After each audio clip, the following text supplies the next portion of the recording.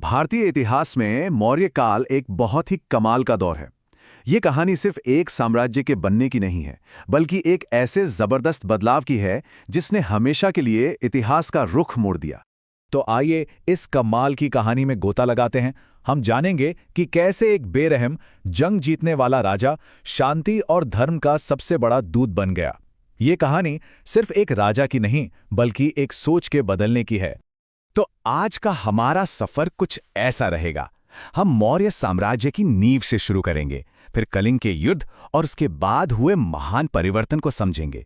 साथ ही अशोक के शासन के तरीके, समाज और प्रशासन पर भी नजर डालेंगे और आखिर में बात करेंगे उनकी विरासत की। देखिए, मौर्य साम्राज्य की कहानी शुरू होती है इसके संस्थापक चंद्रगुप्त मौर्य से।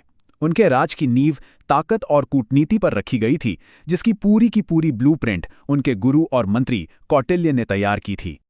अच्छा, इस दौर को समझने के लिए हमारे पास कह सकते हैं दो बड़ी खिड़कियां हैं।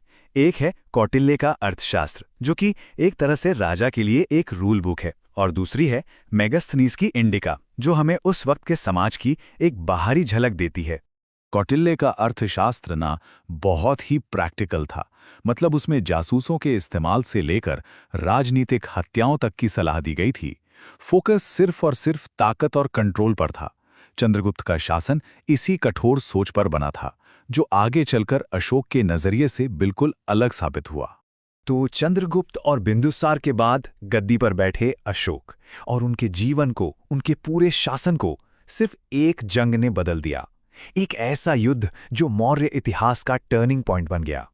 ये बात सोचने में थोड़ी अजीब लगती है ना, कि इतने बड़े साम्राज्य के सम्राट ने अपने पूरे शासनकाल में सिर्फ एक बड़ी लड़ाई लड़ी, लेकिन उस एक लड़ाई का असर इतना गहरा था कि उसने ना सिर्फ अशोक को, बल्कि पूरे साम्राज्य की सोच को ही बदल कर रख दिया। कलिंग युद्ध कितना भयानक था, इसका अंदाजा आप इस आंकड़े से लगा सकते हैं। करीब करीब 1,00,000 लोग, सोचिए 1,00,000 जानें चली गईं इस जंग में। ये सिर्फ एक नंबर नहीं है, ये उस तबाही का सबूत है जिसने अशोक को अंदर तक हिला दिया था। और बात यहीं खत्म नहीं हुई। मारे गए लोगों के अलावा 1,50,000 लोगों को कैदी बना लिया गया।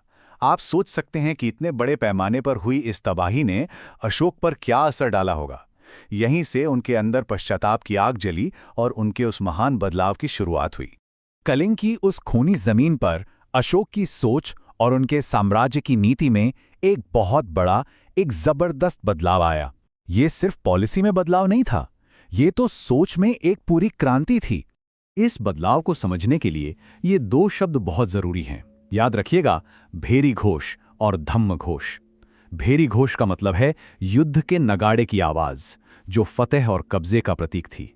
अशोक ने इसे बदल दिया धम्म घोष से, यानी धर्म और नेकी की आवाज, जिसका मकसद जमीन जीतना नहीं, बल्कि लोगों का दिल जीतना था। और ये सिर्फ कहने की बातें नहीं थीं, अशोक ने इसे असल में करके दिखाया। उन्होंने बौद्ध धर्म अपना लिया, जानवरों की बलि पर रोक लगा दी, लोगों के लिए अस्पताल और आरामगाहें बनवाईं। उन्होंने धम्म महामत्त नाम के अफसरों को नियुक्त किया, जिनका काम ही धम्म का संदेश फैलाना था। यहां तक कि अपने बेटे महेंद्र और बेटी संघमित्रा को भी इसी मिशन पर श्रीलंका भेजा। अशोक ने राज करने का एक नया फलसफा अपनाया। इसे अक्सर पितृ सत्तात्मक निरंकुशता या पैटर्नल डिस्पोटिज्म कहा जाता है। इसका मतलब है कि राजा के पास ताकत तो सारी है, लेकिन वो अपनी प्रजा को अपने बच्चों की तरह समझता है। तो इसका मतलब क्या है? सीधा सा मतलब यह है कि राजा एक पिता की तरह काम करता है। वो सबसे शक्तिशाली है, लेकिन उसका सबसे पहला काम, उसकी सबसे बड़ी ड्यूटी अपनी प्रजा की देखभाल करना और उनकी भलाई सुनिश्चित करना है। ये जो लाइन है, ये कौटिल्य के अर्थशास्त्र से है, लेकिन ये अशोक के शासन का सार है। उन्होंने इस विचार को अपने राज का केंद्र बना लिया। उन्होंने ऐलान किया कि असली राजा वो है जिसकी खुशी अपनी प्रजा की खुशी में हो।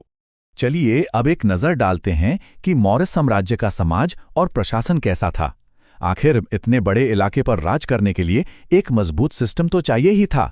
यूनानी राजदूत मेगास्थनीज ने कुछ दिलचस्प बातें नोट की। उन्होंने भारतीय समाज को 4 वर्णों में नहीं, बल्कि काम धंधे के आधार पर 7 क्लास में बटा हुआ पाया। हाँ, उनका ये वर्गीकरण शायद पूरी तरह सही ना हो, पर उन्होंने जाति व्यवस्था की 2 बड़ी बातें एकदम सही पहचानी। एक तो ये कि पेशा खानदानी होता था और दूसरा शादी ब्याह अपने ही ग्रुप में होता था। मौर्य एडमिनिस्ट्रेशन एक पिरामिड की तरह था। सबसे ऊपर राजा, उसके नीचे प्रांतों को संभालने वाले वाइसराय, फिर डिविजन्स के हेड, जिलों के अधिकारी और आखिर में गांव का मुखिया, जिसे ग्रामीणी कहते थे। इसी सेंट्रलाइज स्ट्रक्चर की वजह से इतने बड़े साम्राज्य को चलाना मुमकिन हो पाया। तो आखिर में सवाल ये है कि अशोक की विरासत क्या है? इतिहास उन्हें किस तरह याद रखता है? अशोक की विरासत कई वजहों से बहुत बड़ी है। उन्होंने न सिर्फ पूरे उपमहाद्वीप को एक किया, बल्कि सभी धर्मों का सम्मान करने की सीख दी। उन्होंने भारत को दुनिया से जोड़ा और सबसे बड़ी बात, उन्होंने शांति और अहिंसा को राज करने का तरीका बनाया। और ये सब हमें एक बहुत ही गहरे सवाल पे लाकर छोड़ देता है। देखिए, अशोक ने शांति और धर्म का रास्ता तो चुना, लेकिन उनके साम्राज्य की नींव चंद्रगुप्त की ताकत और कलिंग की हिंसा पर ही रखी गई थी।